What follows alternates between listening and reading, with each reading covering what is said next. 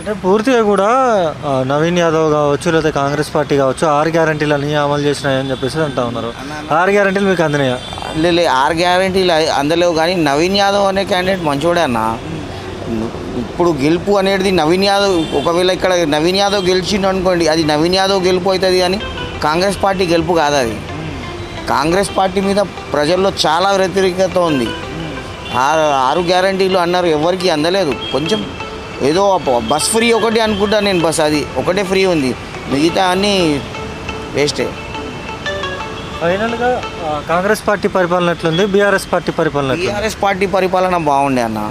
ఇప్పుడు కాంగ్రెస్ పార్టీ పరిపాలన అంటే ఎవరికి ఇక్కడ చూడండి, ఇంత పెద్ద బస్ స్టాప్ ఉంది, ఒక బస్ షెల్టర్ లేదు. ఇప్పుడు అవి గ్యాస్ ఫ్రీ, కరెంటు కొంచెం అయిందనుకుంటా.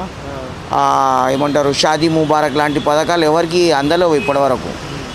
తులం బంగారం అవన్నీ ఏమీ పబ్లిక్కి ఇది కాలేవు. అందుకే పబ్లిక్ ఏంటంటే చాలా వ్యతిరేకతగా ఉంది ఇక్కడ.